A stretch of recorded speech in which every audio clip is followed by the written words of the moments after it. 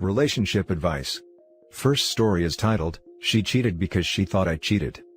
Just found out that my fiancée of 5 years cheated on me because she thought I cheated on her. The thing is, for last couple of months, I have been distant trying to take care of my cousin. Her parents took me in when my parents died and she was more of a sister to me than a cousin. She got sick, came back to our country and I offered to help her mother to take care of her. Last few weeks I had this gut feeling in my stomach that something was wrong. I knew I had been distant but I had tried talking to her and tried to make amends. She said okay, but she was not into it. It was accompanied by a number of the usual red flags. Being secretive of her phone, late nights, reduced intimacy, and other things. It was not until last week I snooped in her phone, that I found out about her affair with her co-worker. I confronted her immediately, denied at first, showed her the proof and broke down admitting to cheating. When I asked why, she said because I had been distant and thought I was cheating. That all the late nights and times I didn't answer the phone, she thought I was cheating, even despite assuring and showing her that I was not. She apologized and cried, telling me not to leave her and asking for another chance. That she loves me, and she was dumb and made a mistake. I left, and I have been staying with my cousin. She has been blowing up with texts and calls apologizing. I just feel numb about this. Now for the top advice. Phrase, because I thought you were cheating. Translation, I want to blame my actions on you because I can't face up to my failings. People who cheat always get paranoid their significant other is cheating, because they realize that they are capable of it, so their SO must be too. Projection at its finest. Sorry you are here mate, you deserve better. That's true fact. This is very true. Dated someone who cheated because he swore up and down that I was. I never did, and never even gave him a suspicion or reason to. Even after our circle of friends gave him a hard time about it, he tried telling everyone that I was doing it first so he wouldn't look as bad. People suck. What a crap show. To even think that cheating on your partner is an appropriate reaction to him maybe cheating, tells a lot about the character of your fiancé. What will she do next time, when you both hit a rough patch? When your job gets more demanding and you have to work longer than normal? What you should do now, is take care of yourself. If you had S with her, since she cheated, demand that she gets tested for STDs and get tested herself. That is the first thing you should do. Then ask yourself, if you think, that you will ever be able to trust her again. She never wanted to come clean. She not only decided to not give an F about you when she cheated, but made the same decision again and again when she had the chance to come clean. She doesn't regret that she cheated on you, she only regrets that she got caught. Is that the woman you want to spend your life with? Make that decision, and then act on it. Please don't start drinking alcohol because of this. You need a clear head now. Alcohol won't do you any good. You are worth so much more than to be treated this way. Good luck and stay strong. If she had suspected, she should have come and spoken to you first, rather than acting out on it. I'm afraid I don't buy that story, and the only conclusion I can come to is she regrets being caught. Also, the blame game and shifting everything is just a ploy. You need to ask, did she ever confront you for cheating? Did she ever ask you those questions? Instead she acted upon her suspicions. I do believe she knew what she was doing. Frustrated for getting caught out. I totally agree with you, she just cooked up a story accordingly. Now for the second story. Don't be me and live with regret, a man's letter to other men tempted to cheat. Jacob left his wife of almost a decade for a woman he had been romancing online. But the grass wasn't greener on the other side. He shares his story with you. I was 9 years ago. I was married, had been with my wife for 15 years. Then, I left her 2 months short of our 10-year wedding anniversary. We were parents to 2 beautiful children, who are in their late teens now, but were only 7 and 9 years old when I walked out. I traveled for work, stayed in a different hotel at least 3 nights a week. That's how I met Eve. We got to know each other over time. We became Facebook friends. We sent messages to each other all day and night. She was also married, also had 2 kids. We had so much in common, we soon fell in love. I felt like she got me. This was all during a very trying time in my marriage. I wasn't happy, I didn't look forward to going home. My wife had put on weight, we hardly ever spoke, she always looked so miserable. Little did I realize that I was the reason she was so down and depressed. I didn't pay her any attention. I took her for granted. I was too busy wishing my life was more exciting, being romanced online, spending all of my free time thinking how I could get out. I believed she didn't love me. I convinced myself she never cared about me or my needs and wants and wishes, that all I was a paycheck. She spent her free time taking care of us, our kids, making our suppers, doing our washing, making lunches, doing homework, projects, shuttling kids to sport, taking care of the pets they loved so much, their friends, and had a job of her own on top of it all. Every time she spoke to me, all I heard was nagging and whining. But she was actually begging for my attention, a weekend away, a date night, a movie, everything I ended up doing with Eve behind her back and after I left my family. We argued and fought because we felt unheard by the other. And yet that was all we actually had to do, listen to each other. I moved to another province with Eve. My now ex-wife got custody of our kids. I saw them every second weekend, the usual dad setup. New beginnings. Life was sweet. Even I had an amazing life.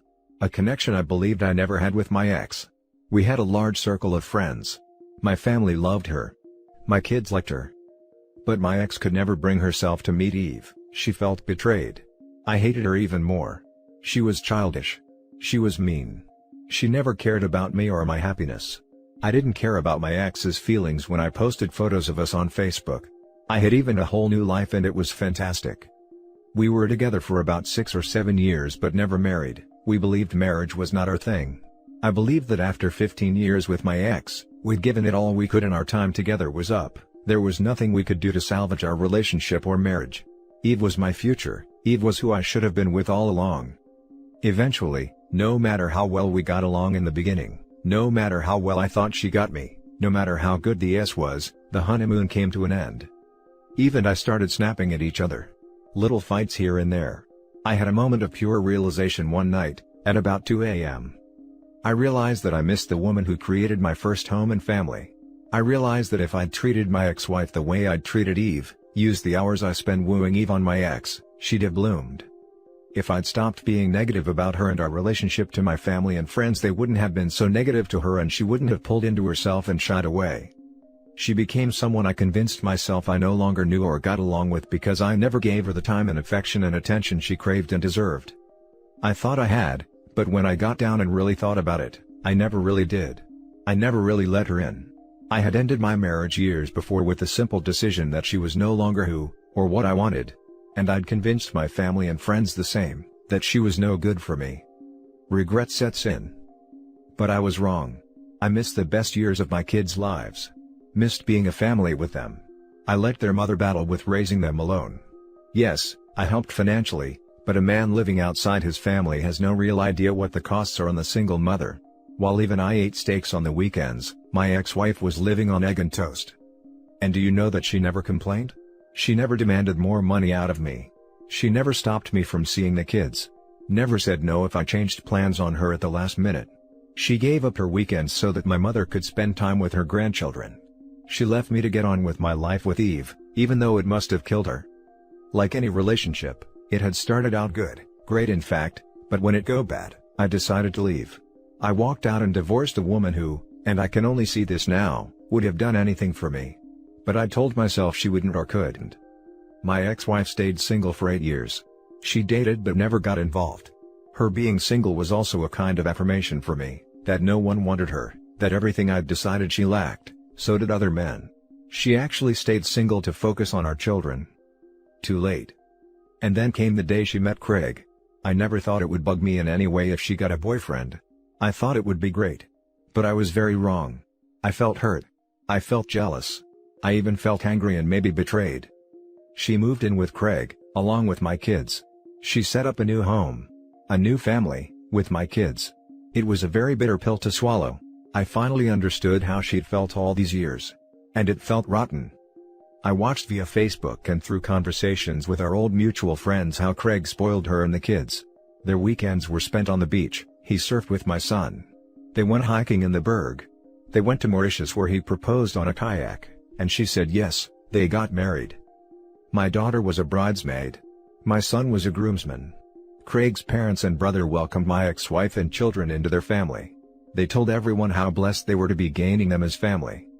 She glowed with happiness. She radiated love and none of it was for me. My heart felt like it had been ripped out. It should have been me. Don't be me. You think you will never be happy when you are in a rut. It is when you are there at your darkest that you need to grip down and try your hardest. Today I live alone and still only see my kids occasionally. They are big now and harbor anger towards me for leaving them and their mother. Who can blame them? Of all the things Eve was, she was never the mother of my children, my original true love. Now for the top comments. I've become pretty jaded about this kind of article. How much of this is only because his new relationship didn't work out? If it had, would he be writing, "Following my heart was the best decision I ever made" instead?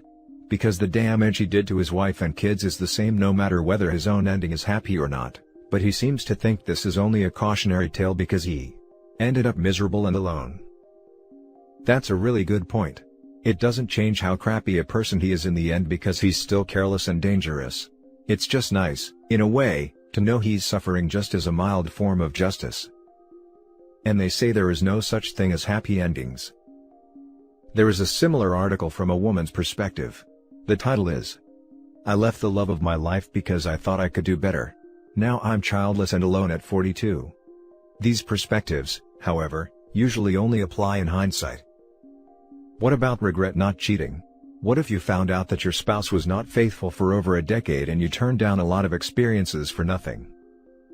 I still wouldn't regret not cheating.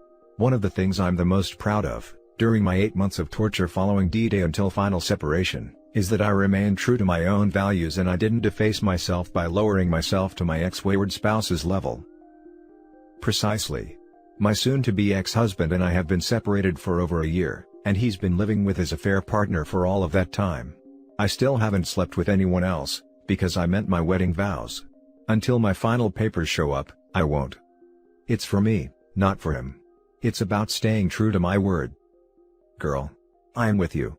I rage screamed in my soon-to-be ex-wife's face that I wasn't dating anyone out of respect for my own values, not for her, because she doesn't deserve it.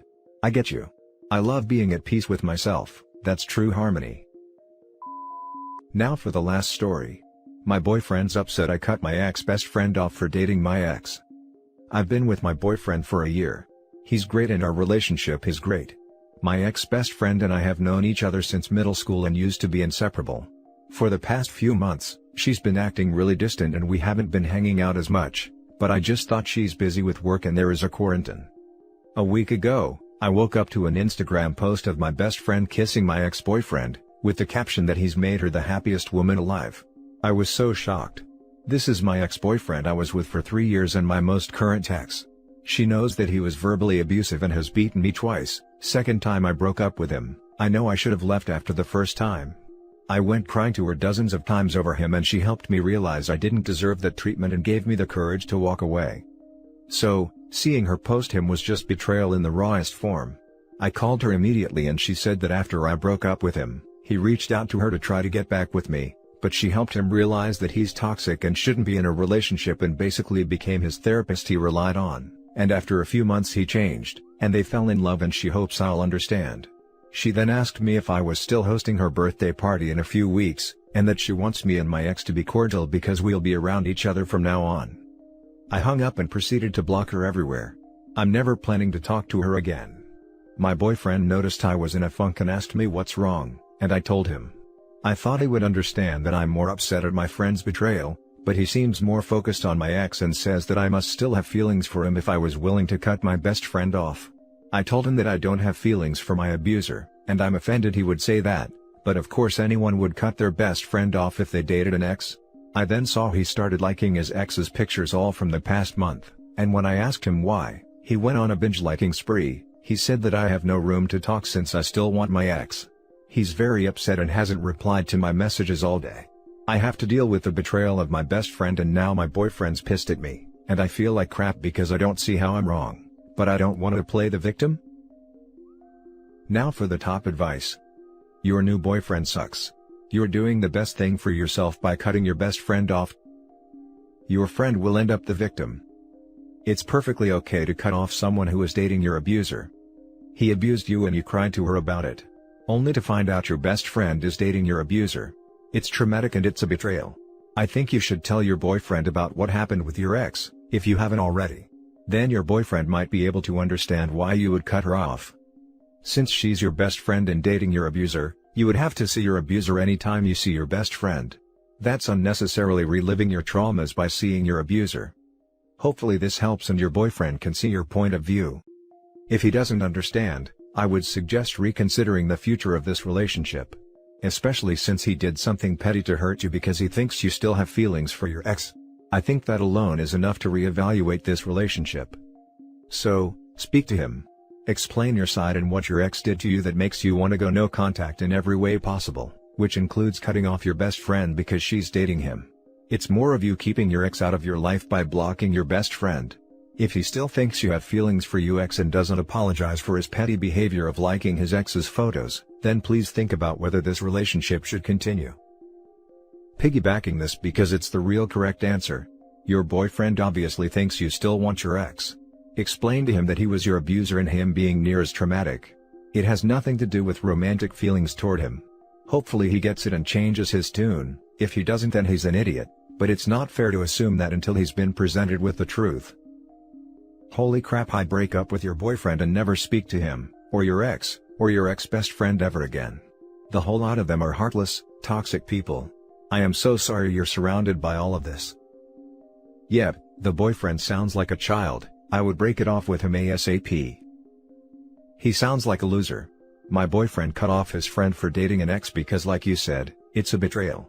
I didn't feel any type of way about it because I would have done the same. And that's it for this video, guys. If you have thoughts to share, leave a comment below. Don't forget to hit like and subscribe if you like this content. I'll catch you in the next one. Good day, everyone.